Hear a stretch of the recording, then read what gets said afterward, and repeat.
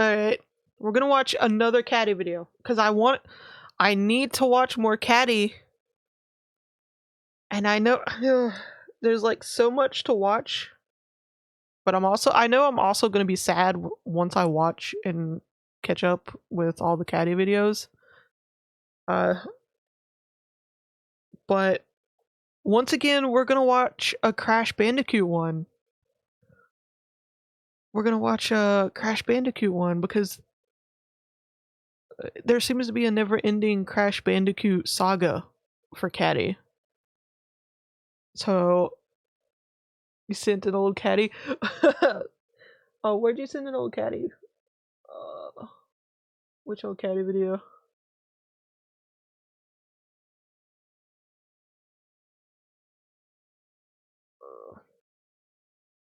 What is this?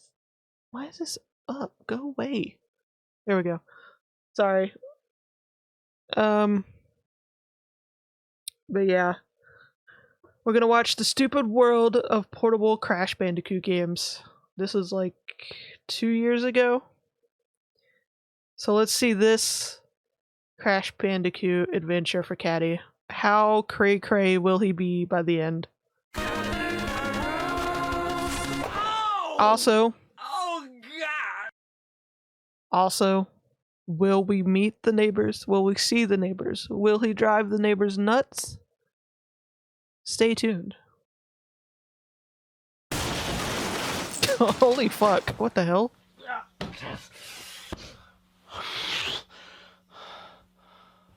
Uh-oh, messy.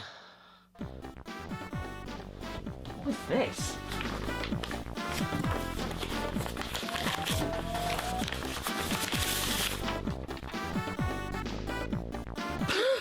Oh, dude! I've been invited to the creamery! But I love cream! Oh, boy, oh my boy. god. What am I gonna wear?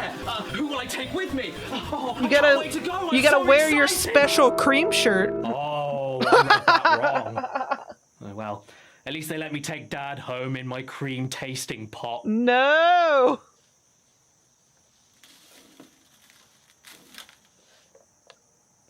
He died how he lived. Smelling of cream. What a depressing day. You never saw this one, you Nothing can make me wow. feel Well, any we're, better. we're watching it together for the first time. Oh my god. Hang on, it's June! Oh my god. That's right, bitches! Bandicoot is back! Portable games. Games that are portable. It feels so good to play a game that you're able to take absolutely anywhere with you. No, no, not the games themselves. Stupid! I mean games that you're actually able to play away from the house, and that's what we're talking about today. Even though it does feel good to carry your Glock 17 right next to a copy of the official UK PlayStation magazine demo disc issue 38. And it's especially fun when your favorite franchises get the portable treatment. I mean, don't get me wrong, I love PC and console gaming as much as that guy, but sometimes when you play a game, you don't want the commitment involved in sitting down, starting the game up, and staying in the living room. Sometimes you just want to sit down, start the game up, and stay in the living room. And Crash Bandicoot, the untouchable and almighty Cash Banuka, is no stranger to the portable console Almighty treatment. Banuka. Dating all the way back to the classic Game Boy Advance, even until today, with the really damn good Nintendo Switch ports of the Insane Trilogy and Crash Team Racing Nitro Fueled. Well, I specifically remember playing Crash Bandicoot XS and N-Trans for the GBA for dozens of hours when I was a kid during long car trips. Only during the daytime though, because, you know, you couldn't see it. And after recently giving the new Crash Bandicoot 4 Switch port a try and being surprised with how good it was, it made me want to take a look back through the entirety of Crash's handheld catalog. Yeah, I played a little bit of that. Going back to. Hang on a I still need to second. finish. That's one of the ones I need to finish. I started it but didn't finish it. Back to the Game Boy Advance. Silly me. Smack in the head, poke in the eye, cut my tongue off. No, wait a minute, Caddy. Games are where you would assume he got his handheld debut, and I wouldn't blame you for that. Someone take Caddy's But that's not true. fucking Crash didn't scissors start away. off on handhelds in 2002. He started all the way back in 1998. Not with the Game Boy. Not with the Game Gear. Not with the Atari Lynx. The first handheld Crash game ever made was from Tiger Electronics. Crash the Tiger website for What the- expanded gameplay. What words What the immediately fuck? come to mind when you hear the word tiger? Pride, I know they're- strength, speed. I know they're cringe and shit, but I love the old commercials and advertisements for video games. I love them. Like, they're fucking buck wild. I can't get over them, and whenever I see one I haven't seen before, it's a good day. They're something else. They're amazing. Power, grace. We'll take all of those words away and we're left with Tiger Electronics, a company that should be known for creating the Furby and lots of other toys, but instead What? is now infamous for their hundreds of trash portable gaming systems from the 90s, where every single gaming Oh, I franchise you can remember imagine was these. stripped of I all had a dignity, couple of sat on those. top of a cheap piece of plastic, and then sold at low prices as single individual games that were perfect for little Timmy's birthday. I had a couple of those. Did I ask for them? Sonic the Hedgehog, No. Battletoads, But I got some. Castlevania, the Addams Family. Every game you can think of from the 90s ended The up on Addams these things like Family. a fungus. And Crash Bandicoot was unfortunately no exception. Do you remember my Pixar Games video from last year when we took a look at the Zizzle? Well, that is basically exactly what Tiger Games You were. wanna LCD zizz on the screens with a Zizzle? handful of printed images on them that light up at different times to simulate movement when you press a button. 6400 dot high-res screen and digitized sound. Oh my god. Well, if it has digitized sounds, then I'd better purchase one on my credit card from my bank account. You kids think that the original Super Mario Brothers looks primitive? Bitch, these kinds of things were coming out 10 years after that game. I'll tell you, you got it lucky nowadays with your Switches and your iPhones and your VTech. Now, there are actually a few Crash Bandicoot You're LCD struggling games there. floating around out there, including 2 mini arcade cabinet-styled ones made by Manly Toy Quest. What manly toys are you questing for, Crash? And there's even this one from Tiger The Electronics manly themselves, where you toy need for to the do what Crash does manliest best. of Locate the moms. treasure of the mysterious Mr. Cruel. My favorite Crash character next to Dr. Naughty. However, for love nor money, I couldn't find any of these online. Except one. The first Crash one that Tiger made. The first Crash Bandicoot handheld game ever, in fact. And here it is. Wow. Digitized sounds. Now I know what you're Amazing. thinking. Daddy Caddy, that's not a game. That's a clam. But you're wrong. Look, just open it up like a walkie-talkie and you have a video game. It's magic. We turn it on, the game boots up, and Oh boy. Oh boy.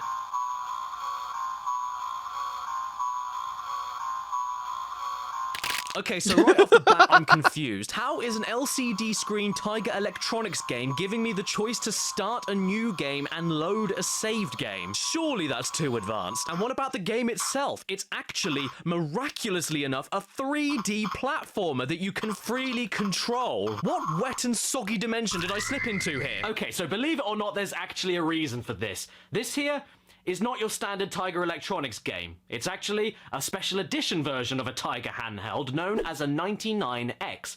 Hence, this game is commonly referred to online as Crash Bandicoot 99X. Simply put, they were more advanced than their cheap pound shop counterparts, but not by much. I mean, the yeah. graphics actually move, so that's a start, and they do have all of those digitized sounds that they promised me.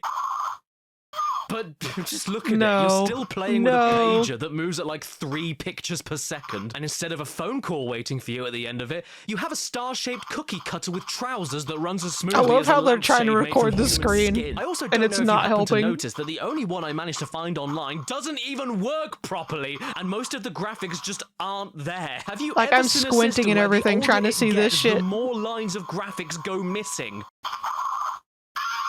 Oh, that's nice. The spiders scream like you set fire to a puppy. I don't know, guys. This is completely fuck? unplayable. You're better off playing with a meringue. This is just my opinion, though. What does the advert for this thing say? Into a Crash Bandicoot game you've never played. Hey, you're right. Oh my god, you can get 2 of them together and mount them for multiplayer? I've always wondered how oysters mate. And you know what? I'm glad I couldn't find the rest of these things online, because do you know how much this single one costed me?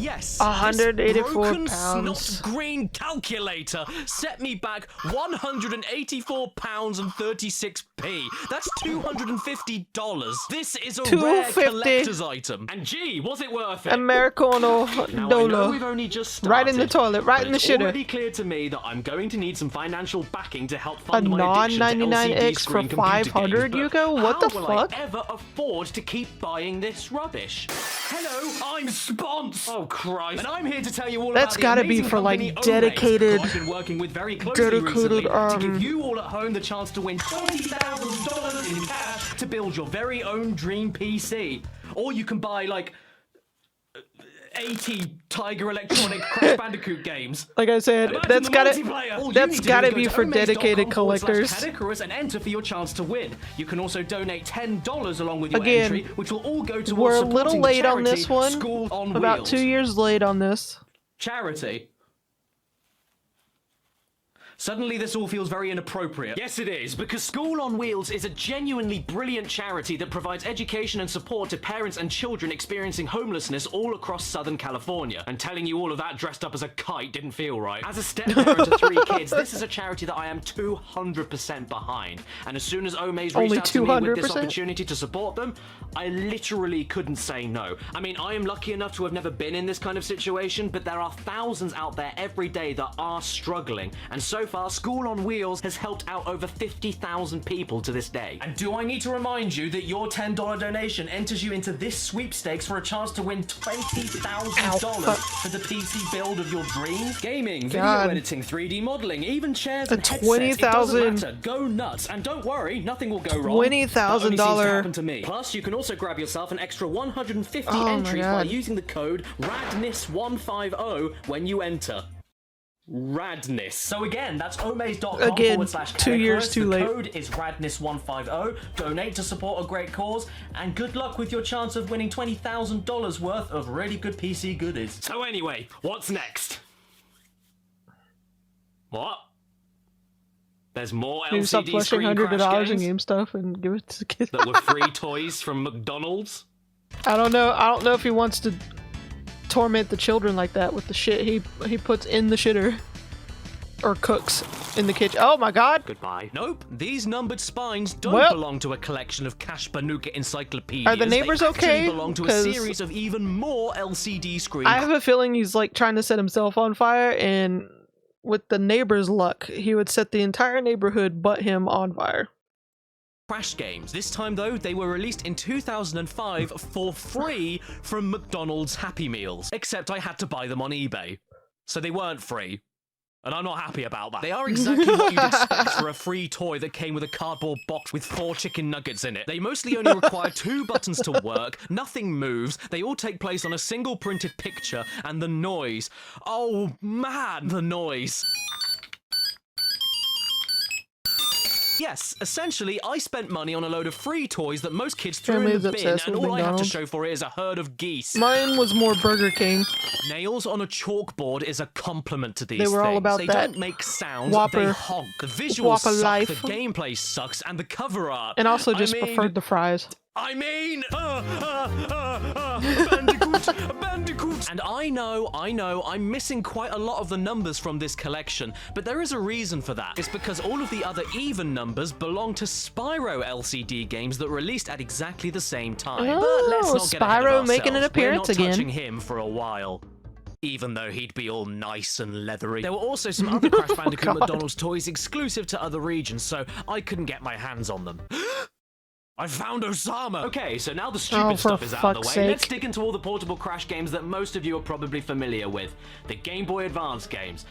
And to say that I'm familiar with these is a huge understatement. As a kid, I adored the first 2 games, and even though I only recently tried out Crash Nitro Kart on the GBA, I can confidently say I would have loved that as a kid too. I mean, think Yeah, about like it. I These said, were the because my first family was proper always Crash about games that Burger were King, actually I didn't even know portable those were a and made thing into with portable McDonald's. systems. So you can imagine how exciting that was for a 7-year-old Crash fan. Yes, kids, you can now play your favorite game series anywhere. In the car, in the park, in the bar, and on the toilet. Wait. Oh, Oh I'm no. sorry, I got confused. This isn't a toilet, that's a toilet. Oh god, Caddy. The first one came out in Fuck's sake, 2002 Caddy. and was called Crash Bandicoot The Huge Adventure, also known as Crash Bandicoot XS in Europe. Crash Bandicoot Xylophone Saxophone. And it accomplished everything it needed to do at the time by keeping things simple, and by making sure to include it took the 2D sections from the PS1 classics, memes that people crushed them going down to over fit the into McRib 16-bit was style true for so graphics, and just made a Yeah. whole game out of it. Whoa, nice graphic. But maybe they made things a little too simple. I didn't because have the a story McRib here until I was, like, not only does it just take 20 still images something. from Crash 3's cutscenes and not even make the dialogue entertaining so you can hear Cortex go and see him blame everything on the Bandit. But somehow he even manages to shrink the entire planet down to the size of a beef tomato and does nothing but hold it there until Crash can stop him at the very end of the game. Cortex, mate. Squish. It was just okay. Yeah. I think I only had it 2 or 3 times. Crash Bandicoot's out of date. And that's not all. The controls for basic running, jumping, and spinning It may was be just- great and feel really it tight. was just a but McRib. as soon as sliding and slide jumping gets involved, all of a sudden the Like, it jumps become tastes- extremely Okay, unresponsive. I have to go on and a. I have to talk about the McRib apparently during this Crash Bandicoot video. The McRib, like, the reason I didn't like it is because I knew how they were making it. The rib part was basically what was in those microwave dinners where it'd be like really cheap ribs. You know? If you know what I'm talking about, you know. And it would be just a frozen dinner thing. You'd pop in the microwave and it would be like, oh, ribs without the bones and blah, blah, blah. It was basically just cheap frozen dinner ribs. And they just slapped it on a McDonald bun. That was it. That was it. Like, there was nothing special about the McRib. Like, I literally got it with frozen meals without the bread. That's why I didn't go crazy over it, because I knew the taste. It was like, that's slip, slide, and it's the same off the thing, end you of most guys. platforms when trying to use it. Then there's the occasional leaps of faith, the dreadful Tiny Tiger boss fight, the terrible final Cortex boss, and the level that's called Snow Job, so the Reminded game me ain't of perfect. school lunch. But damn Yeah. it, for a 2002 GBA game and a Crash game in general, it's a really good time, especially when it comes to the impressive chase sequences and the flying stages, which I will say right now are some of the best in any Crash game. It even manages to bring Like, back I the would have been unlockable boss happier if power-ups I from just had Crash the 3 like and forces you McRib to use them sauce, far more the than sauce Crash of 3 it, ever did. and There's the put it box on gems like to a collect, regular the burger. time trial relics, the belly flopping, and even a secret unlockable final boss. My nan. Basically, it's everything you'd want from a portable Crash game. Not like this $250 2-in-1 hairbrush and mirror set. But was one good Crash game enough for Vicarious Visions? Oh no, because they made a sequel. And it had that guy in it. Here comes my son. Oh, fuck. Here comes my son, and I say he's an egg. Crash Bandicoot 2 What the Entrask, fuck? the sequel nobody asked for, but by God they were getting it anyway. And if there were ever a perfect living, breathing example of the adage, if it ain't broke, don't fix it, this game is that. What? I didn't say living and breathing. What are you talking about? The story here is that Entropy It just is turns very into a cross horror with movie. Crash Bandicoot, and he's so cross that he lays an egg. And the game itself is more or less exactly the same as Xylophone Saxophone, except with new locations that are much brighter and prettier than the first game, and feature new themes and colors for copied environments. There's new one-off level gimmicks that work really well, like the surprisingly tense shark wakeboard chases, and the surprisingly good 3D ball rolling segments that control really well, despite being on a D-pad. And in general, the bosses are much better in quality too. Not to mention they're pretty unique, since instead of rehashing Crash villain boss fights, they're mostly possessed versions of I your kinda friends. remember and there's this even a one. boss against fake Crash that's more of a puzzle as you trick him into oddly timed traps without you getting hit yourself. By the way, on Crunch's fight, all you need to do is stay down and spam the fire button. You'll never get hit and never need to move. What a bread bin. But why are you fighting your friends and simpleton clones of yourself? Oh my god. Well, that's because of my Nerd. aforementioned son, the brand new Crash villain Entrance, an angry egg that was created by by entropy and is a gifted hypnotist. I particularly remember being stuck for ages on his final boss fight when I was 8 years old when this game first came out. It's a good fight, and it's even 2 phases, jumping from a Donkey Kong Country-esque fight at the very start to a bullet hell pinball fight in the air. Going back though, it's not particularly hard or anything, it's just him. He upsets me. I think I was more intimidated by his design when I was a kid, and it caused me to make a ton of mistakes. I mean, look at his size here. Now, I love a good stomp, but I don't want to be stomped on by that. And this face. This shitting face. Let's play a game. What kind of eye infection does he have? Conjunctivitis? Cellulitis? Uveitis? Seeing a doctor? I knew there was something wrong with my last checkup. You know what? I also don't like half of the power-ups here either. The Crash Dash is back for all the Relic Time trials, and yes, Crash still looks like a mangled child having a fit whenever he uses it. And the Death Tornado Spin is back, plus you even have the double jump from the very start of the game. But the other 2 power-ups suck. First off is a Super Slide, which looks cool, but mostly just fires you right into your death like... And after that is the Rocket Jump, which looks cool, but mostly just fires you right into your death, like...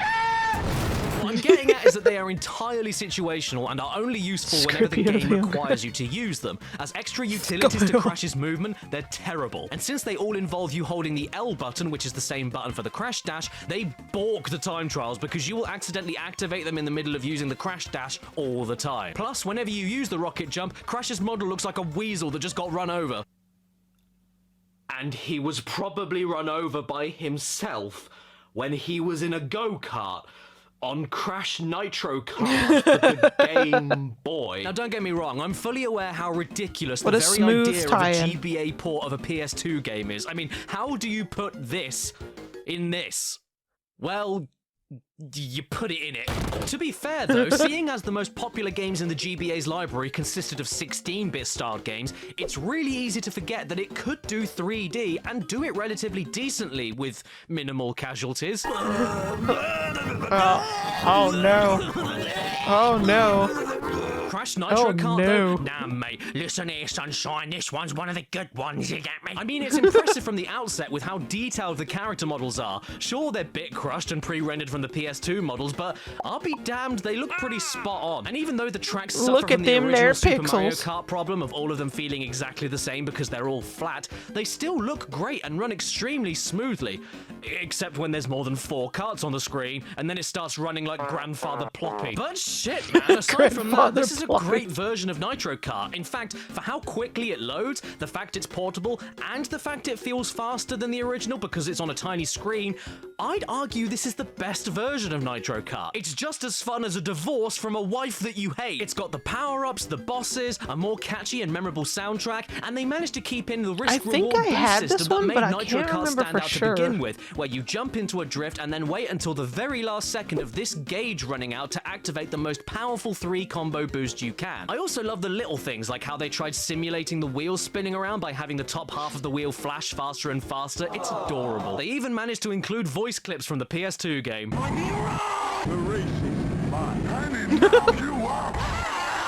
Despite all of these games not being perfect though, Crash XS, Crash 2 Entranced, and Crash Nitro Kart are a fantastic little trio for Crash's first proper dive into actual portable gaming. Now, what should I look at next? I don't really know. Is there anybody I can ask? Oh, I know! Scott. Hey, Scott, oh, God. This is really important. What portable Crash game should I look at next? I don't care. Oh. I thought you would. Why? Why are you asking me about Crash Bandicoot? Well, I don't know, because you look like him. What? Look, we both know that there is more to those blue outlines in all of your videos. Why don't you tell everybody at home where that blue outline comes from? I don't know what you're talking about. Oh, yes, you do. Shall we zoom out and take a look? You're bluffing. Want to screw around and find out? Okay, fine. I'll give you the next game. Too late. No, don't do it. Oh, God, now everybody knows! You make your videos on Crash's pants, don't you? Yes, I do. On his junk. Yes, fine. Now just take this and leave me alone. Thanks, Scott. And it's Crash Purple on the Game Boy Advance.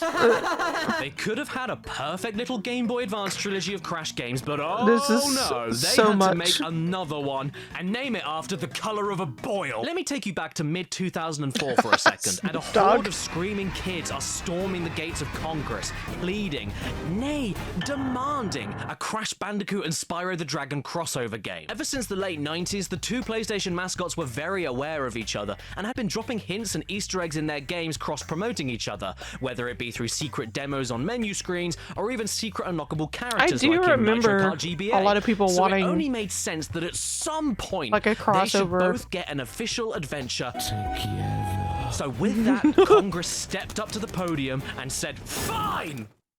Here's Crash Purple and Spyro Orange." And the disappointment felt was so monumental that when the children all grew up, 16 years later, they came back with a vengeance. Oh, for fuck's sake. This was Crash Purple's fault. But you know what? I Oh can't even my pretend for a God, single no. second that I didn't absolutely Like love this Jack and game when I Reggie. was Yeah. 10, because I totally did. But we don't talk about that, so shh. It's actually known as Crash Fusion in Europe, and I spent hours and hours on it. So long, in fact, that I ended up getting every single collectible card in the game, which is only possible from not only finishing the entire game 100%, but also spending thousands of Wumpa Fruit at crate shuffling, shop stalls, and slot machines until you land on random cards that you may be missing, while also having a high chance of landing on cards that are duplicates, and you also need to play a shitload of multiplayer with another person with a Game Boy Advance and a copy of Spyro Orange. But hey, I got all the collectible cards in Crash Purple, so I don't care. I'm better than you.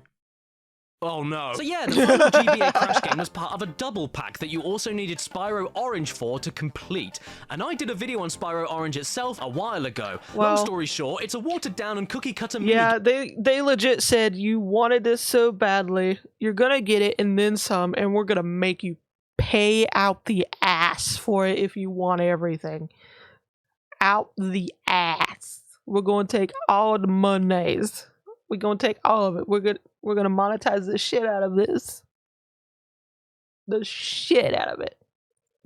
game collection. It's one of the worst games I've ever played, and every time I see it in public, I try to avoid it. The story here is that Cortex is good friends with Ripto from Spyro, and they want to work together.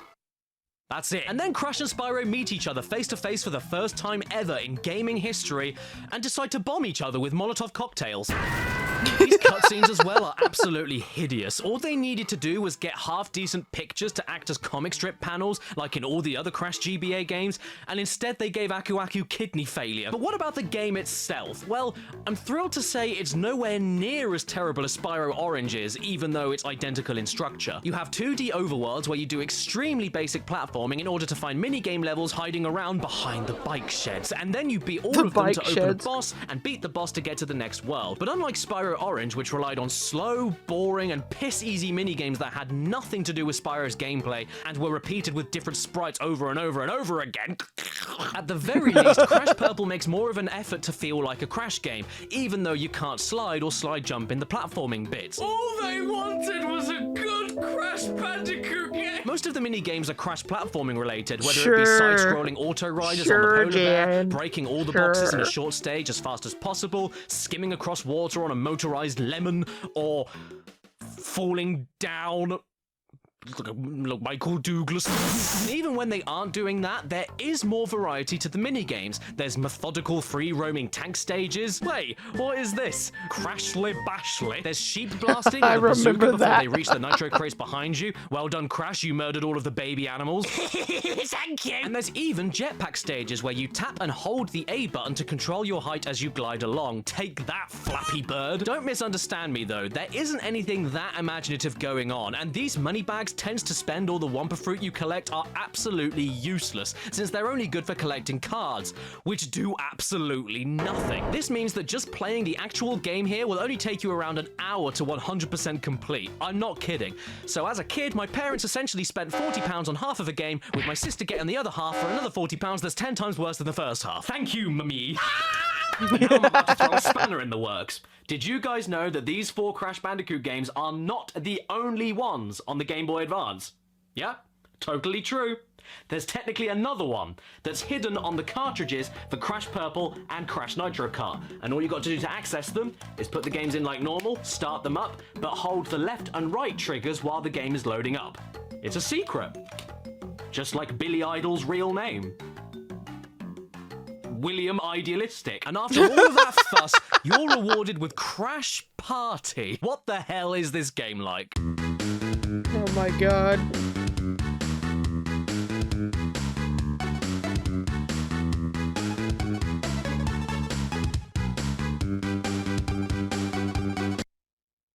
It's horrible. What With the that, we are fuck now cleared was out that with the Game Boy monstrosity? Advance stuff. So I suppose it's time to move on to the PSP game. Ha! Got you! There's actually one more. We're not done yet, so shove that in your blowhole.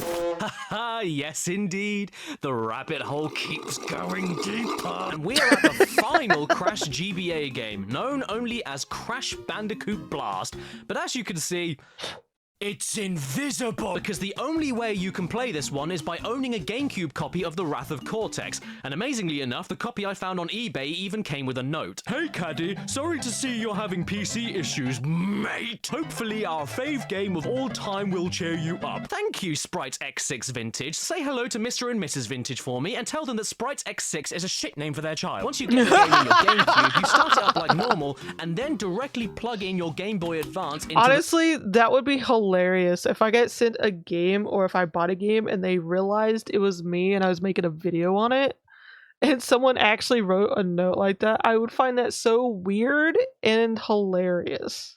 Not gonna lie. the fourth controller port with a cable that looks like a funny hat. After clicking on the minigame in the main menu and following the instructions, this downloads the game temporarily onto your Game Boy Advance, I guess? I'm not sure how this whole thing works. But more importantly, after going out of your way to own a Game Boy Advance, own a GameCube, own a copy of Wrath of Cortex, and own a connection cable, what do you get?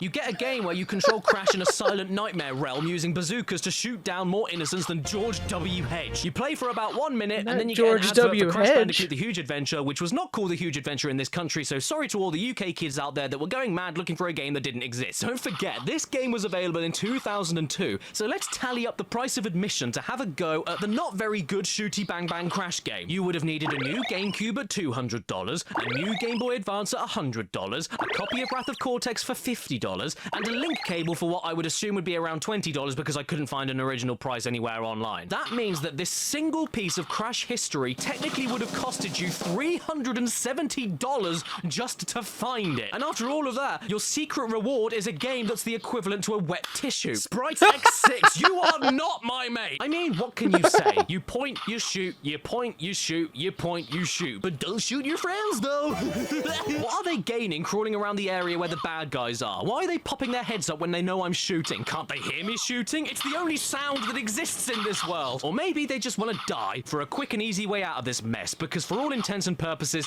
this game is as much fun as Gangrene. And to give Gangrene credit, at least it came out a long time ago and is still going strong today. The same can't be said for the PSP. Woohoo!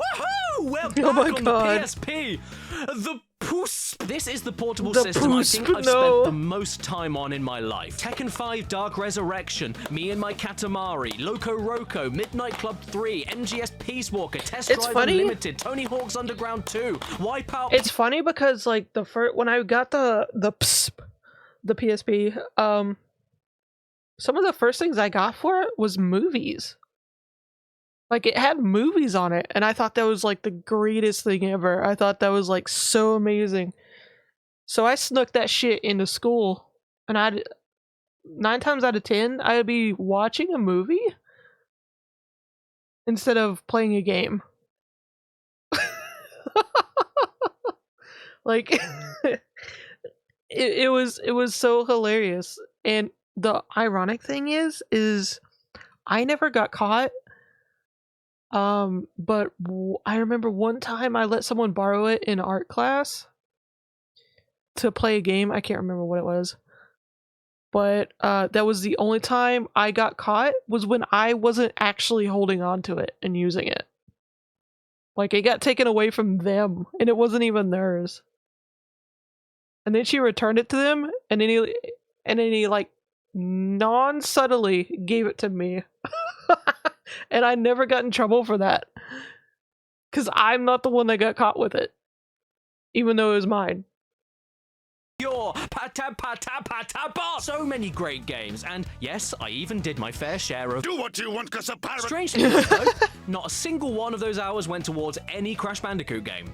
Yeah, weird, right? I got the PSP for my 12th birthday. I was the biggest Crash fan child you could ever meet. Because you like meeting children, don't you? Yet I never bought or asked for any of the Crash games that came out on the PSP. But that changes today with Crash Tag Team Racing. Yep, we're not looking at the PS1 classics that you could have downloaded from the PS Store directly onto your PSP. Nah, we're talking about the ones that they actually sold on the shelves. And this is a direct port of the worst Crash Racing game. Okay, then, here we go. My name is, Doops. And when I say that this is a direct port of the PS2 game, I really mean it, because it is virtually identical. The same overworld, the same race courses, the same mechanics, I had a Crash Bandicoot game on featuring this mechanical talking pair with a German accent. But it wasn't this one. Even my beloved black power gem is gone. Well then, you'd better find it before I piss myself. Obviously, this is a portable system trying to run a pretty intensive PS2 game, so it isn't absolutely perfect. Some corners had to be cut. Like in the races. And it's the most visible with the graphics. I mean, when you try clashing into another car, you often get stuck in the floor. The exhaust pipes look like bumholes, and if you look up to the sky, you'll notice it looks more like a giant blue wig. But everything else is here and accounted for, and just like Dover, it's a great port. In fact, dare I say, it's my preferred version of the game? Well, aside from when you're running around the park. And sure, it sucks a bit how you have to stand still every time you want to move the camera since there's only one analog stick, and they just couldn't help themselves and had to bring back Willy Wumper cheeks. Oh, I inked. So when you remember this is a portable version of a PS2 game that's more or less exactly the same, it's a no-brainer for me. There's just one problem. I don't like tag team racing, which means I don't like this. And to go into all of the reasons why would be redundant, because I already did that in my previous video about bad Crash Bandicoot games. Wink. Wink. So even though this is my preferred version, despite the frame rate, it's still the same bad game. You can't polish a turd, you know? It's like being forced to wear a dirty and smelly t-shirt that says, I use crowded trains to sniff women on it. Sure, you can wash the bad smell Caddy! away, but you're still being forced to wear it. But you know what you went can't beyond wear? your neighbors. Video games. And Crash of the Titans on PSP is one of them. Oh god. Oh Crash god. of the Titans? No, oh, for fuck's sake. Now, I don't remember any of this game at all from when I first played it on the Xbox 360 not that long ago, but I'm pretty sure the story wasn't Cortex wants Crash to dig a hole, and Crash doesn't want to dig the hole, and then Cortex wants to kill him. My name is... George. And much like Tag Team Racing, the PSP edition of Crash of the Titans is exactly the same game as the original, but now with even less sound effects. Public menace. And confusingly enough, they made the not brave only a decision neighbor to replace menace, Crash but a Bandicoot public with a melting menace. chimp. Yeah, if you thought the original's character models were gross, the PSP makes them look even worse. Are they covered in Vaseline? Maybe these are the manly toys we were looking for earlier. And Aku Aku may be captured, but he loves it. What more can I say? You run around through linear empty areas beating up monsters, and then sometimes you can stun bigger monsters that you can possess and then use them to beat up more monsters. It really is the same exact damn game again, just with PSP graphics. How does anybody like this Crash? It's not that this game isn't classic Crash why I don't like it, it's that it's boring. The combat is boring, the levels are boring, the jumps are boring, the mind-jacking slows you down, but I go over all of this in my other video about bad Crash games. Wink, wink, wink. Oh no! A bad Crash game on PSP!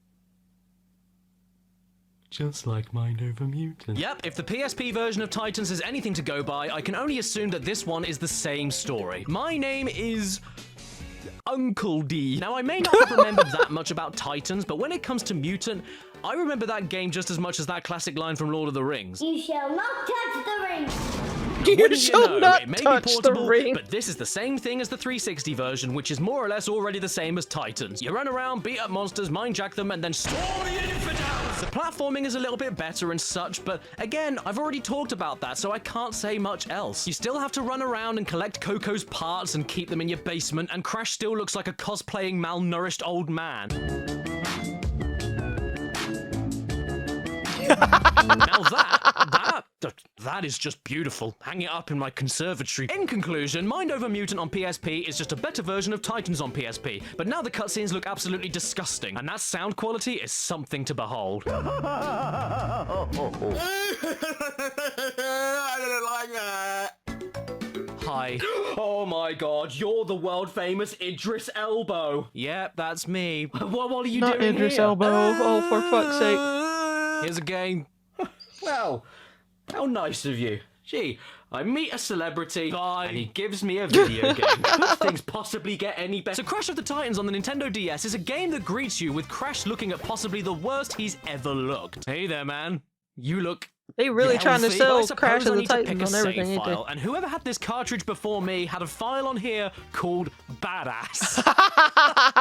I can't overwrite that. It's too good. I need to start on a fresh file, and my name is Grimp. I've got a question Grimp. for you.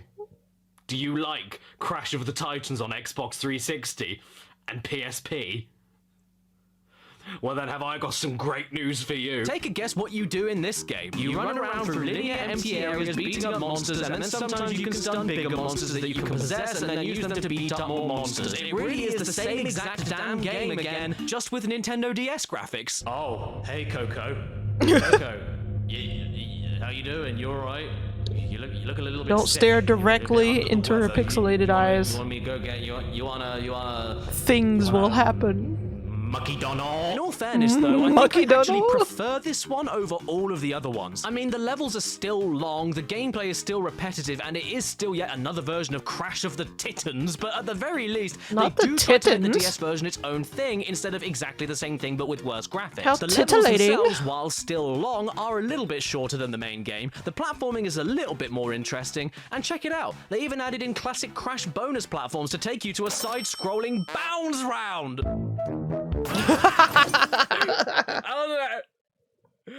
Plus, I've got to say, this is the best version of the Crash dance I think I've ever seen. Look at the confidence in that hip thrust. It's a statement. Look at the Oh my god, the certainty. hip Look thrust. at the conviction. He is giving the air his seed. And then he goes and ruins everything by including pointless touchscreen mechanics. It's a Nintendo DS game, so I'm not surprised, but it's still very annoying. If you want to possess a stunned enemy, you need to swipe the screen towards the direction that the enemy is. And the same goes for firing projectiles, which would be fine, except most of the time it barely registers or outright doesn't work. Oh, and did you think the PSP Mind Over Mutant sounded bad? Then you, sir, have not heard Crash of the Titans on the DS. Ah, yes, my What the favorite fuck enemy, are these old noises? Man breathing down phone. What in the absolute fuckery? Attack upgrade! Wow! Yeah, I feel stronger already. That pathetic Rawr. hairball sleeps through anything. Did they add a laugh track to the cutscenes?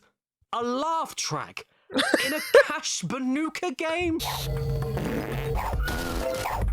Oh great, Crash farts whenever he double jumps now. I'm happy they included this. That's just what he needed. You know, because farts are just so funny. Right then, what's next? Mind Over Mutant on the DS. Yeah, because you know what's even better than 2 versions of Mind Over Mutant? 3 versions of Mind Over Mutant. I just don't understand this. Did all of these multiple versions of Titan sell well enough to justify making this? Who was buying these? Was it you? Well then screw you! Well, whatever the case, it doesn't matter. Here we are with the DIRS version of Mom. And what do you know? It's exactly the same thing as the Xbox 360 and PSP version. Wait, what? No, hang on. Is this a 2D Crash platformer, like the GBA games? And we can bounce on crates, double jump, belly flop, slide, and slide jump, and even do the Death Tornado spin glide? My god. Thank you, Mind Over Mutant DS. I never thought I'd say this, but there's a version of Mind Over Mutant that I actually really like that doesn't rely on any kind of monster possession. You swindled me. Well, that didn't last very long now, did it? Don't let this game trick you like it did me. For a good 5 minutes, I thought we had something different here that I could happily recommend. But once you realize it is exactly the same mindless button-mashing, monster-stunning, tree-breaking gameplay you all know and No, but now it's on a more restrictive 2D plane, giving you even less chances for combat variety and chances to get away from enemies. You then sit back and realize, gosh, this really is the worst version of the Titans and Mutant formula that you can play. You can only move left and right, which is extremely limiting in a beat-em-up style game with enemy groups and any monster that's taller than you. You just can't avoid most of the attacks thrown at you, which is particularly irritating when the bigger enemies attack faster than your button mashing can physically do. Every encounter with a big monster will turn into a single button smashing game of whose health bar empties the fastest. Oh, and you see him down there? Yeah, bloody him. He never shuts up. Oh no. Yeah, immediately muted. The fuck? Oh dear. The external layer of my bottom teeth fell out. Also, what in the veiny flaps is this? They didn't even bother voicing the cutscenes for this one, and it came out after Titans on the same bloody console.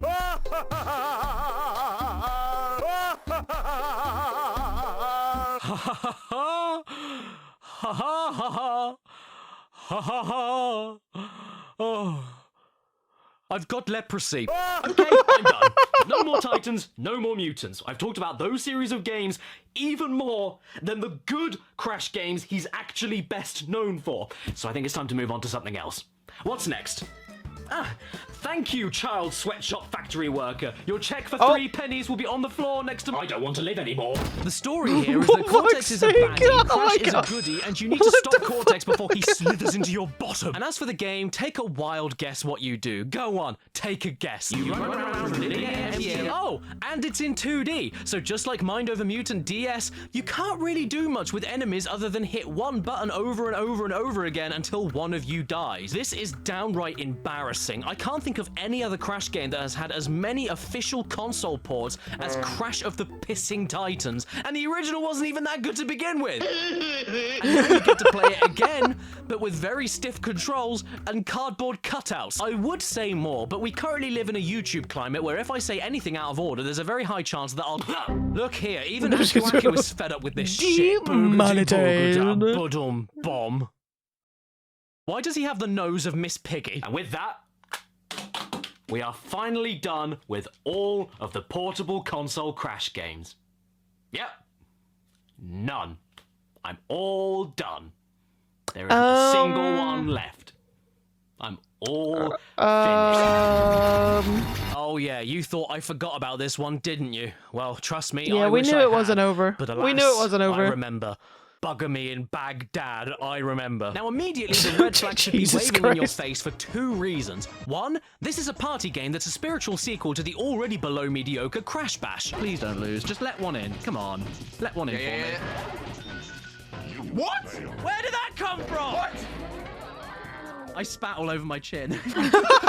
And 2, this title screen is completely blank, while a skinny hunchbacked goblin is lolloping away from a purple sock with legs. Time to pick our main character for this whale of a party game then, and now I regret not killing myself when I was 5. Can somebody out there please tell me what these things are and why they were put into this game? This is 2006. How do fake Game Boy Advance 3D graphics from 2002 look better than this? Crash looks like if Jeff the Killer turned into a kite. Coco has trees for ears and her arms are the oars of a rowing boat. And you know what I thought Purr the Tiger was missing since he first appeared in Crash 3? Human legs and short shorts. Coco's face too. Not the short shorts. How much more of a minger could you look? Her face is so mangled it looks like a hedge maze. I haven't been this disgusted since I last looked at my stepdaughters. Hey honey, have you seen my coat? Don't worry, Caddy, I found it. You know what? I'm gonna pick Pinstripe for now because he is the least awful looking one. And Wow. I'm gonna call him Wow. Mumps. And if you chose the single player mode,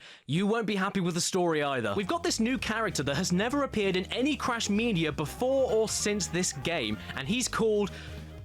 You know what? He's never mentioned by name in this entire opening. A brand new character for Crash, a brand new game, and we don't even know who he is, aside from the fact he makes a face I just have to pause here. It's kind of crazy because it's like I thought I was a fan of Crash Bandicoot, but apparently not, because I've only apparently played like the first couple 2 or 3 Crash Bandicoots, and like maybe 1 portable Crash Bandicoot game that I can remember. I had no idea there was like so much that I was missing out. A crash casual, if you will. Oh, you woke back up. Oh, welcome back. Did Caddy wake you up? Was Caddy in your dreams?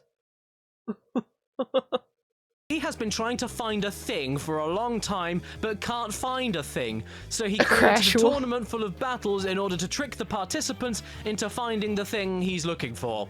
Them pixels. What? Hey kids, I'm Aku Aku, and I'm gonna tie you in a sack and throw you in a river! In the most basic terms, Crash Boom Bang Bing Bong Boo Bingly Bungly Boo is a Mario Party ripoff. A little more bungly and a little more boo. You roll a dice, move along a board, deal with whatever space you land on, fight in mini games, collect points from mini games, use them on the game board to help you win, pick up items to help you or disrupt other players. It ticks all the boxes, including that single one that you missed because you're a stupid twat. So off the bat, it does sound a bit more interesting than Crash 'em Bash 'em, but it's how the game decides to try being different from Mario Party when it all goes arse over tea kettle. First of all, you all roll the dice and move at the same time, meaning you can never strategize what items to use now or save for later because you never know where characters are going to be or what space they're going to land on or what items they're going to use at the same time as you. And then secondly, instead of keeping things streamlined and simple like every other Mario Party game, they decided to make the game work like this.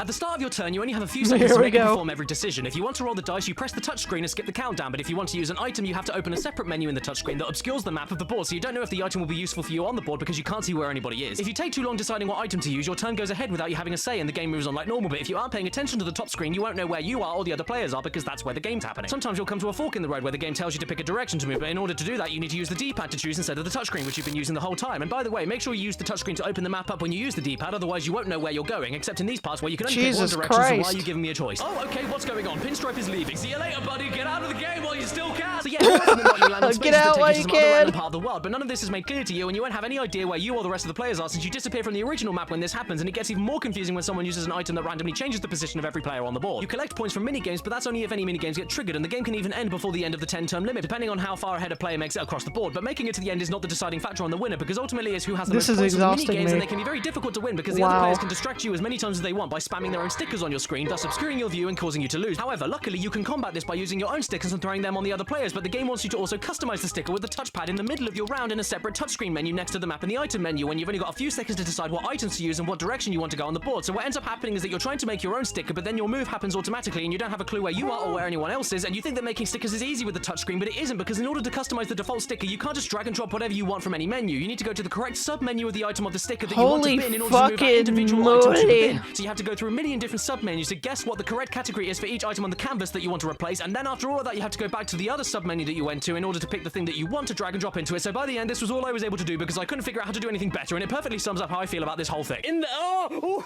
want to talk about the mini games? Are they fun? Do they control well? Are they better than the crap they had in Crash-tony Bash-tony? Sure, let's go over them. Why not? There's a game where you play Spot the Difference.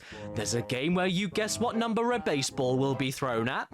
There's a game where you guess where a person will appear from the floor and hope you can slowly walk over to them before the computer players, which is never. There's a game where you blow. Just blow. And I got that one 3 times on the same match. Oh, and if you lose some of the minigames, you can get knocked out. But then you have to sit there and watch everybody else finish it without you. And no, you can't skip it. I tried. This is more exciting than the NBA. Oh, great. Well, now the game won't pick up anything from my microphone at all for no reason. Blow the balloon up, you blasted meat! And it's a shame that it isn't the 1920s, because Mumps isn't doing so well here. You want to know my favorite part of this game, though? There isn't even an option from the start to play any of the mini-games separately from the rest of it. Roll up, come and get your pooey ticket for pooey cricket! I can confidently say, out of every Crash game I've ever played in my life, this is the worst one. Easily. No contest. This one wins the Brown Trophy. The Brown Trophy? Crash Boom Bang. That takes a lot of effort. Hey, you! Yes, you over there! Yeah! Come back here right now, young man! You can't keep getting away with this! I've played every single portable game you've ever made, and none of them seem to be very good, so what are you playing at? Don't you run away from me! I'll show you, I'll get you in a second, just you wait and see! Uh-oh. Crash on the run? Uh-oh. On the run from who? The IRS. Well, would you look The at phone that? nightmare Not only the latest begins. portable Crash game, but the latest Crash game period, released in 2021 for current-gen iPhone and Android devices, developed by the same people behind Candy Crush. My favorite. Yep, I didn't see that one coming either. But in all fairness, the idea of a non-stop running Crash game where you swipe left, right, up and down to avoid obstacles is one that does make perfect sense. When you consider all the boulder chasing levels from the past and the fact that Crash is mostly a linear 3D corridor platformer to begin with, there's nothing wrong with the concept. I mean, even Sonic Dash was a fun time a few years back, and it's yet another Crash game you can play on the toilet. What's Oh, not for to love? fuck's Adding to that, sake, on my Caddy. iPhone XS Max, Not the in game the looks neighbor's really yard. nice for an iPhone app, and runs at a Again. consistent 60 frames per second, even though I tend to get stuck in the floor quite a lot. People think I'm insane because I am drowning all the time. Crash Bandicoot on the Run is a very simple game. In the single player, you pick one obstacle course level at a time within many different worlds, which always end with you defeating the henchman of the boss of the world that you're in. Beat all of the henchmen and you unlock the boss fight, which is more of the same, except you need to tap the screen to fire projectile items at the correct moment while avoiding more obstacles. After that, you unlock more replayable aspects of the game, like gem challenges, where you have to collect all Wumpa Fruit in a stage or defeat all the enemies, and the time trial relics, where you need to break second stopping crate and get to the end of the stage with the fastest possible route. My god, there's even more platinum relics for me to collect. All of this together unlocks more levels and contributes to completion. It's hard for me to get into shindig. So it sounds like a done games deal, on right? phones. A decent Crash game that plays well, controls well, and follows the formula well. But there's one massive thing I've neglected to mention. In between every level you choose to do, you have to wait. And I don't mean that there are level cooldown timers before you can attempt them again or anything like that. I mean you need special collectible tools to access every single level. And There you it get is. these tools by finding ingredients in the endless running collection levels and then putting the correct ingredients into a machine. And then those tools sometimes need to be added back into the machine with other tools to get different tools, See, there's- which then sometimes need to be done multiple times. See, this is all. Yeah, it's always a prize. There's always something that is like either an on-screen timer or an invisible timer or something like that, where you got to either watch 500 billion ads every level, or you need to either do a bunch of shit in order to advance in the game, or what you could do if you don't want to wait and do all that work and watch all those 7 billion ads, you could just, use your real life money. That's always an option. Over in order to access a single level. To give you an idea how long this may take, well, there's only a certain limited amount of ingredients in every single collection run, and only a certain type of ingredient that exists in all the levels that you have available. And after you do that collection run, there's a cooldown in order for you to do that collection run again. Then there's the cooldown of you adding the ingredients into the machines to create a tool, and for each element version of each tool, you only have 3 slots to create those after upgrading them. So even if you have the right amount of ingredients, you are most likely going to be stuck waiting for one lot of tools to be made before making more. You can also do special challenge runs for each level of each world where you need to hit every crate in order to get more ingredients, but not only does that mean you having to play the challenge perfectly in one go on every attempt, but also means that you have to wait 24 hours in order to do the challenge again once you beat it. Yeah, And this that's is only another for reason one why I'm kind not of into phone ingredient. Add games. this on top of all the other tools you need to 99.9% create with of them other lesser are tools waiting that games also need or creating, pay to and win this makes the whole game move or along pay to slower play. than old porridge. You have to repeat so many runs of exactly the same stages over and over again just to farm the items you need to unlock one single player level on top of the wait time. And I have no idea if this was included only recently, but I did notice that the collection runs were made Used to play this literally game 3 nonstop back times then? faster than they ever were when I originally started playing. I couldn't have done so it. they clearly knew this was a drag. But that doesn't fix the issue with repetition, and you will very quickly notice the lack Did you of at least have power-ups, fun with enemy it? types, and Even with the obstacles timers and throughout shit? the entire game. Oh gee, thanks game. Serves me right for walking on the normal, regular floor. So you know what that means? You either end up in a miserable grind where you check your phone every few minutes, every hour of every day in order to keep on top of your ingredient farming, or you give them all your money. I am There it fully is. aware that this is a There free-to-play it game, is. so in many ways, it's pointless complaining about a gameplay system where you get more out of it by shelling out a few quid. But I do think Cash Banuka Has the Ruds goes way too overboard with how little you can physically progress without spending money. Yeah, I put see, a I decent don't- amount of hours into the game when it first Kinda launched, had and I fun. got pretty far. Yeah, see, I don't have a problem with free-to-play games having a certain way for you to, like, pay them for stuff. It's just, especially in phone games, but it's becoming a problem in all the other types of games as well, even the ones you pay full price for. It's like, I mind it less if it's like, these free-to-play games, if there's a payable option to pay for the game. Like, there's some on there where you can, there's free to play, but there's like 5 billion ads and monetization in the game. And then there's options to where you can just buy the game for a certain price, and then all that goes away except for like certain monetizations in a game. That's fine. Whatever. But it's when it's always, and when they purposely make the game to where it's basically, and I'm not talking about this one because I never played it. I'm talking personally about ones I've seen and played before, where they purposely make it a time waster to where in order for you to progress in like a sane amount of time is literally to spend real money. And that's just no. After a few hours, but even after all of those combined hours, I still don't even have half the levels completed that I need to get to World 3. You can either use money to buy ingredients immediately, or use them to buy crystals, which are the rarest commodity in the entire game, and those are the things that I use to speed up all of those horrific cooldown timers. And yes, there's always the multiplayer angle if you've got the tickets to play in the first place, where you make up your own team and then head to the races with ghost characters in an endless running mode in order to beat their furthest distances.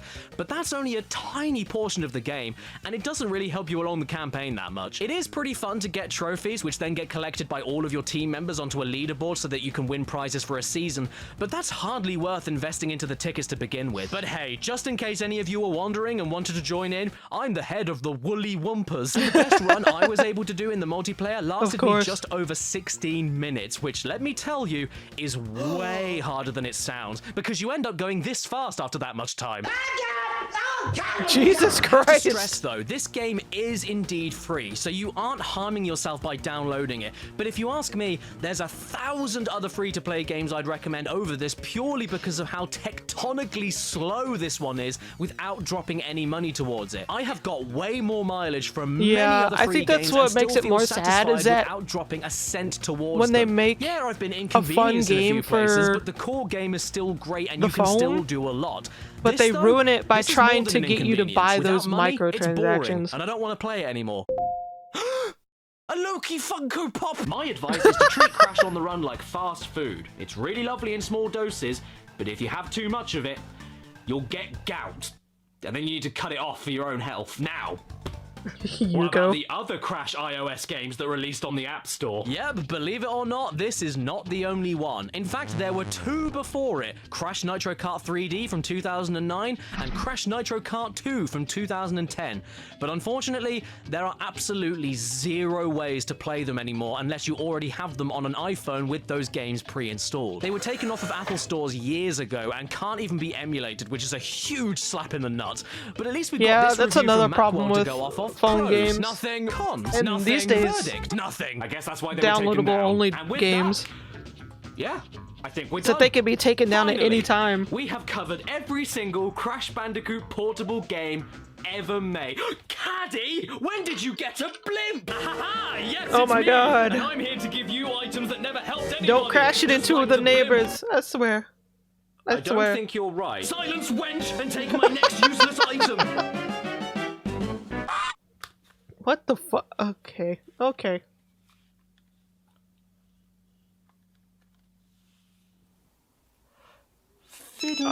Oh, for fuck's sake! This here is the Nokia N-Gage. Yep.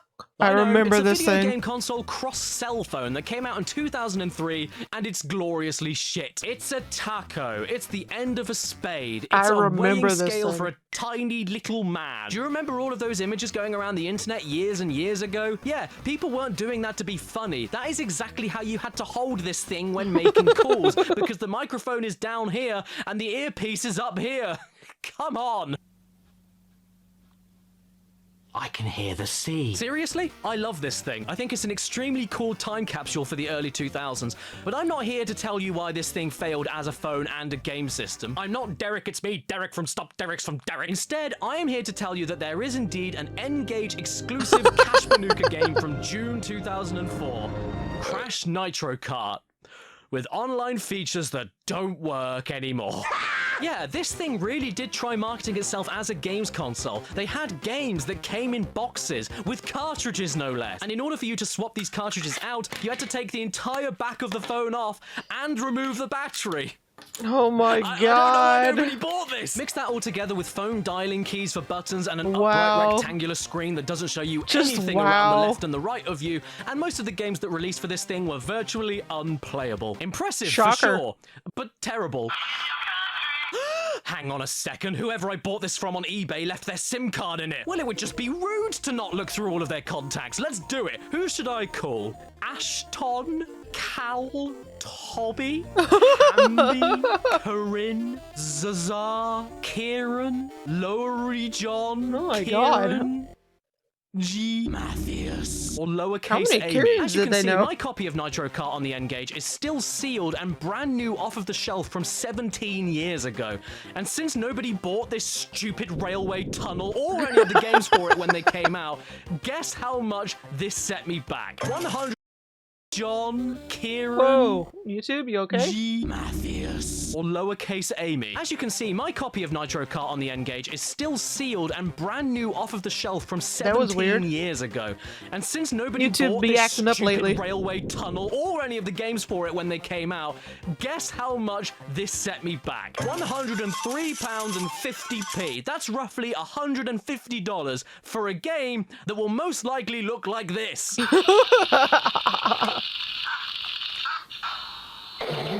And since this is still indeed wrapped up in its original packaging and is quite valuable, I need to make sure that I'm really careful before deciding to... Now, surprisingly, we knew it was coming, y'all. We knew it was coming. Any other version of Nitro Kart? No, not even the GBA version. Seems like the more It's its expensive own the shit, gruesome beast, and yet somehow. the more Isn't destructive. gruesome? In fact, I'd say it looks even better than the GBA version. Yeah, imagine that. A 2003 Nokia phone looks better than a Nintendo console, but shit, man, this doesn't look too bad. And the tracks aren't flat either. There's more bends, hills, ramps, everything. Consider me impressed. And then you remember you're playing on phone dialing buttons, and you can only see what's directly in front of you. And the buttons are massive and really far apart, like the goddamn Intellivision. And the joypad is horribly stiff. And then you realise you spent a lot of money on these things. And you do a big messy. You know what I want to know, though? What do you think a hands-free model would look like? Hey, Mom, I'm on my way. By the way, do you mind if I sat on the cake? I can't see it. Is that it? Are we done? Surely, after looking at the Nokia N-Gage version of Crash Nitro Kart, I must have covered every single Crash Bandicoot portable game known to man. Caddy's done. Yes? It's done. Good? Perfect. So thank you for watching, ladies and gents, and I'll see you all on the...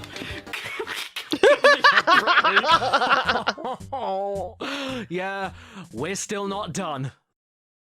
Look, we've also got Crash Bandicoot games that came out on old smelly brick phones all throughout the 2000s. Do any of you guys remember That's Java not the brick games on phone. these There things? were To cut an actual extremely phones long story the short, size of Java was bricks. the most popular inbuilt mobile phone software for running complicated apps and playing video games on something that looks like a steam-pressed laptop for a business rat. And throughout the 2000s, every single thing you can imagine got a Java game available for mobile Metal Gear phones. And all you had Acid, to oh do my was buy a God. magazine, look for the mobile downloads page, and right under under the ringtones and next door to the thongs were all the games you could pay for and download straight to your phone. FIFA, Pirates of the Caribbean, Worms, Harry Potter and the Chamber of Secrets. Everything you can imagine ended up on mobiles, along with our favorite hip-thrusting orange guinea pig.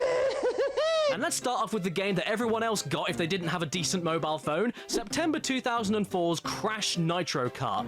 Not for the Game Boy Advance, not for the Nokia N-Gage, but for early 2000s Java cellular telephones. Fun fact, this was the first ever Crash Bandicoot game released for Java-only mobile devices, so my expectations are not very high.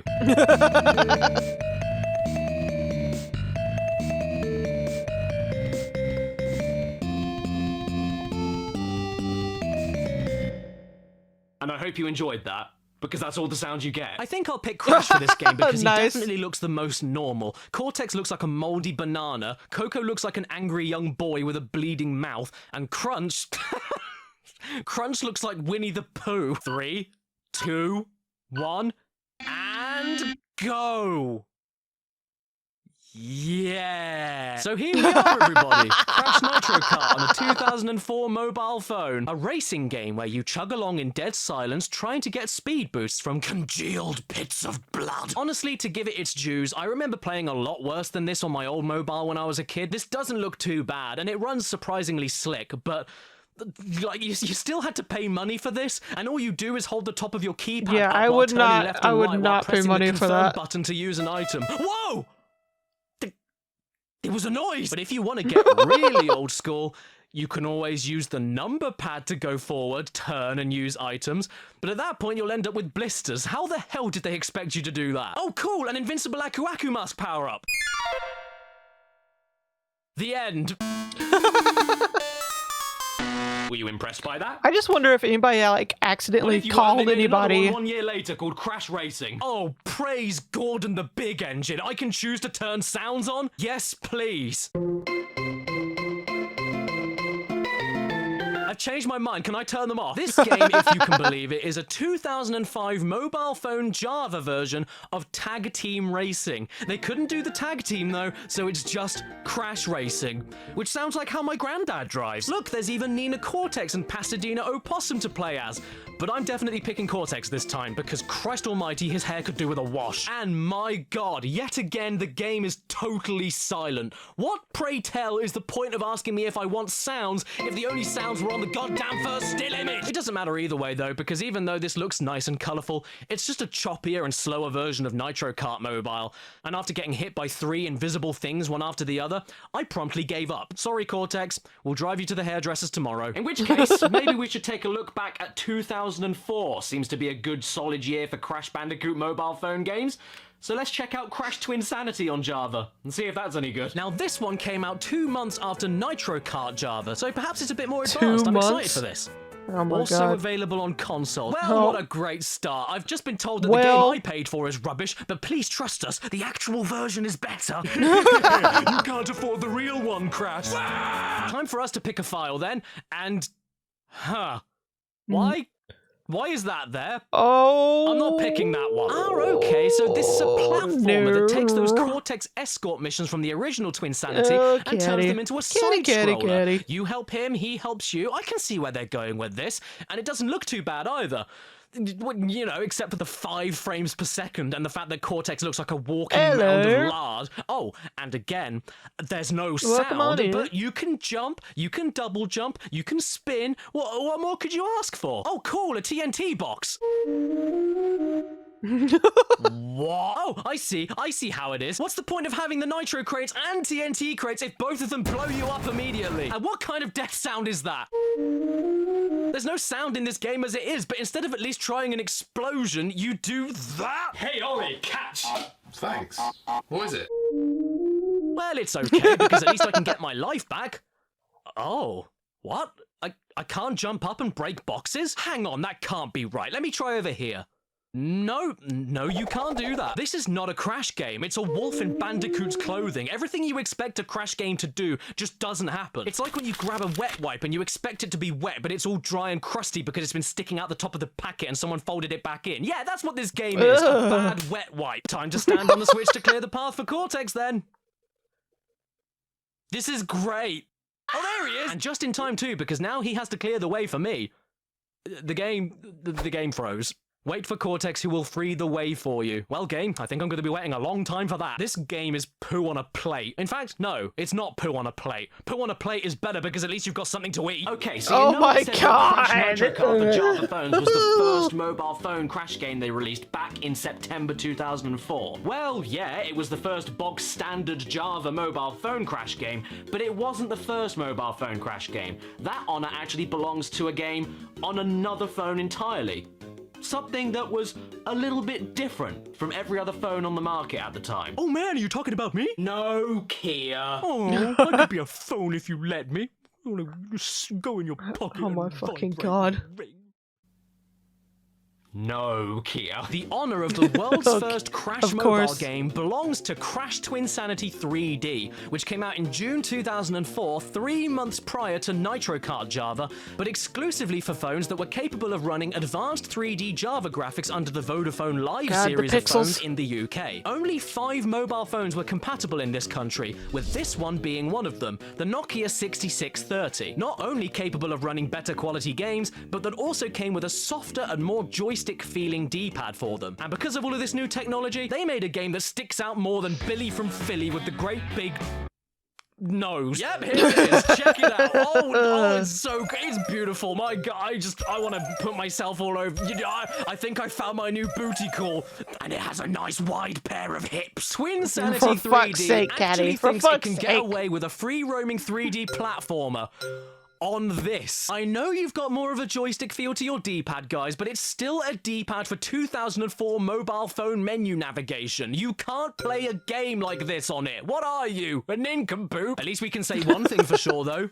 It definitely has sound. In fact, maybe it has too much sound, because that menu music... It's got that It's thickness. one of the scariest things I've ever heard in my life. I don't want to be a huge donk here. I can at least praise the ambition and attempt of a 3D corridor platformer on this kind of technology, and it actually does move along better than I ever expected it to. In fact, for it running on a phone that looks like this, the graphics give me a flagpole. It's certainly mighty impressive, but like, none of that matters. You can't play it. Oh, and what about these cutscenes? Cortex! You shall be destroyed.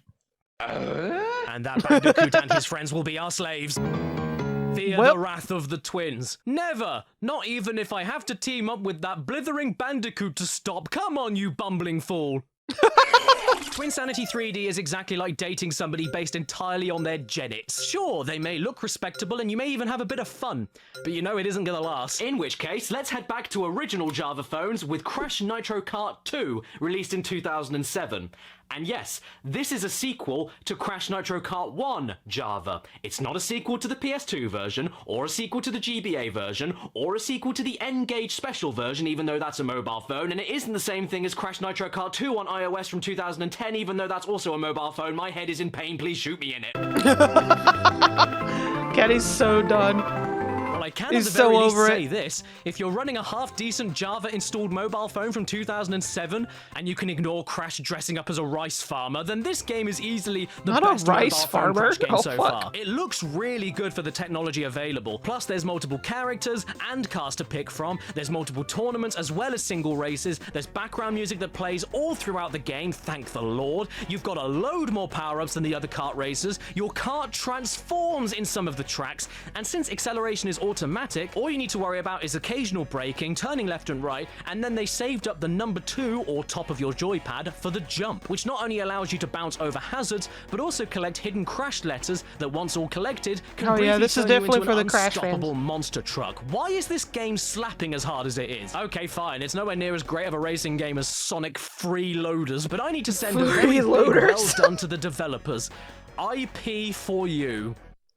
Oh, do you now? Oh, and look, they even include... I'm sorry. IP for you? Really? Come on. No one... Okay. What? Included my favorite Crash Bandicoot catchphrase. Use the carjacking bonus to steal opponents' carts. Hello, I'm Crash Bandicoot. Right, so are we ending on a positive note now? Have we done every Crash Bandicoot mobile phone game yet? It just never ends. No. There's a mobile phone version. of Crash of the Titans? It returns. How much deeper can this rabbit hole go? Is this a joke? No, I mean it. Is this a bit? Are we going through Crash of the Titans again on a Java phone from 2007? This is the dumbest thing I've ever heard since whoever decided to name this mushroom shit take. And it's even more of a joke that, amazingly enough, the game looks great for the technology. Look at this. Look at the animations. Look at the fluidity. Look at the overworld with dead body Crash with a mouth like a post box. I'm stunned. Truly, I am. This looks better than the expensive and proper Game Boy Advance version. Does this mean this could be the best version of Crash of the Titans? No? I know it looks pretty good, and don't get me wrong, it really does, but what you need to keep on remembering with these things is that you're using a tiny directional pad or phone number dialing buttons. Whichever you end up with, they're clunky, they're rigid, and if you play any kind of fast-paced action game like this where you need to move all over the place, you'll be rubbing your thumb around these stiff clicky things so much that you'll eventually start a fire. By the way, I never thought I'd say this, but I can't for the life of me get past this giant boxing elephant. He just loves hitting me into his lovely blue hole here, and even if he doesn't manage to do that, Crash all of a sudden feels like he could go for a swim and does it on his own anyway. I promise I did not move him that way. Are we done yet? No, of course not. Why would we be done? Here's a blackberry. Can you eat it? No. What does it taste like? Grease. Crash Mutant Lovely. Island, a game that came out exclusively for random BlackBerry mobile phones in July 2009. And don't be angry with me, but the only version of this game I could find online was the long and vertical version, which definitely doesn't fit on a screen like this because it's supposed to look like this, but Christ almighty, I'm trying here, and there's only so much a mere mortal man can do. Leave me alone. And I'm absolutely shocked to say that this is easily the best mobile Crash platforming game so far. It's the closest thing to a Crash game at the very least. I do hate how floaty and slow the controls feel, and the pace of the game is ruined by how you just mash the 5 key to punch enemies for what feels like 3 years, but it looks the best, it plays the best, the levels are multi-layered, there's a lot of exploration for rewards. Of course, the There's a BlackBerry Rayman has the style winner. overworld. It's on a mobile phone that should have juices in it, but it doesn't. It's the first mobile Java Crash game that has music and sound effects at the same time, and for some reason it also has While Crash is quietly resting, a panicked Bandicoot arrives. Wait, there's more than one Bandicoot that looks like Crash? This is uncanny. I don't like it. And why does he look like he's from Chicken Run? Wow, man, we're Not getting Chicken so Run. advanced and hashtag modern warfare. We've got QuickTime events now? I'm a very sad and lonely man. Crash! A giant flying machine just took your sister Coco! Smells like her fanny! And there's another one. I tell you, whoever decided that it was okay to that put almost a killed million me. different Crash games on a million different mobile phones that are really hard to find, I will hunt you down and get the hooves out. Lumpies Not and the germs. hooves. This is the Panasonic Oh, GD67 from 2002. And inside this diddy little electric razor is a special bit of technology known as the Execution Engine, or XN, made by a company called Infusio. This special engine has an exclusive Crash Bandicoot game on it, known among the community as Crash Bandicoot XN. And let me tell you, getting a hold of this information, the correct phone, the software that's able to emulate it on a computer, and the game itself was unnecessarily difficult. But I did it anyway, because you know me. I'm the Caspanuka big mad birthday bashy bingo boy, and there's no length I won't go to in order to find a video game that Crash Bandicoot is hiding in. After finding out about the game and the hardware that it was released on, I simply couldn't ignore it. But the digging I had to do to get inside He's just it was lost deep it by this full of point. He's so... sand. I managed to find an article from 2002 about the press Also, release was of that the it- XN was that software Neighbors and compatible mobile yard? phones He after was a few messing minutes in. on Google, which was a great start. But it wasn't enough. I still couldn't find a way to play the game on the phone itself, let alone play it on a PC. So the hunt for an emulator for one specific dead mobile phone game engine began. I managed to find the emulator, no problem, but the actual game files to play it on were another story.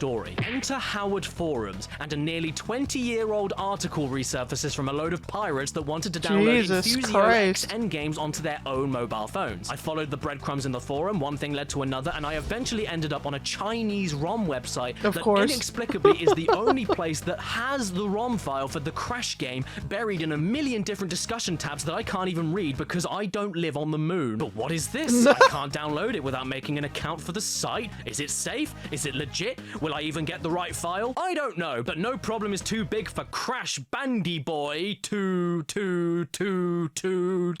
And after all of that, Needed another I 2. eventually managed to do it. And was it worth it?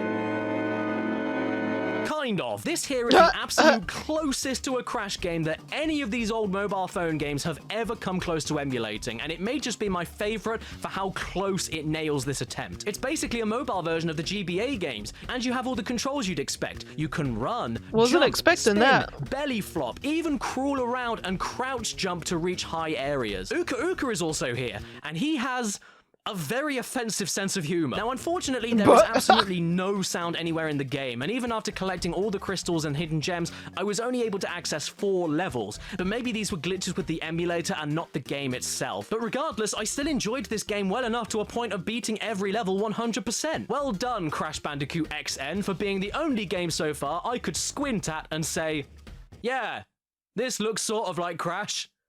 But maybe he looks more like a wrinkled, cheesy puff. Okay, now, no more jokes, no more extensions to the end of this video. I swear to God, we are done. We have done every single Cash Banuka portable game I could get my hands on. Christ, what a pain. Sure, there is technically one more on mobile phones known as Crash Bandicoot Intuition, which is a sequel to Crash Boom Bang. No, I'm tired thank from you. just Luckily for watching. me, though, You that know was a he had to be 2007 exhausted after all Japanese this. exclusive on something called the Docomo SH904, which uses motion controls. So there was no way I was going to emulate it, let alone find an actual copy to play it, which is a shame because I actually did manage to find myself a Japanese Docomo phone just in case there was a chance I could play it. But it doesn't work.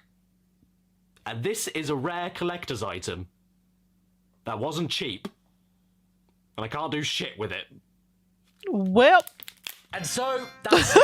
I knew it was coming. I knew it was coming. Sorry, everybody. I know that took up a lot of your time, but I coming. hope you enjoyed the ride as much as I did. I mean, I played some games I didn't even think existed. I enjoyed quite a lot of them, and I've got a better appreciation for Cash Banuka now. So overall, I think this. Hello? There's a mobile phone version of Crash Boom Bang. Well, the madness never ends.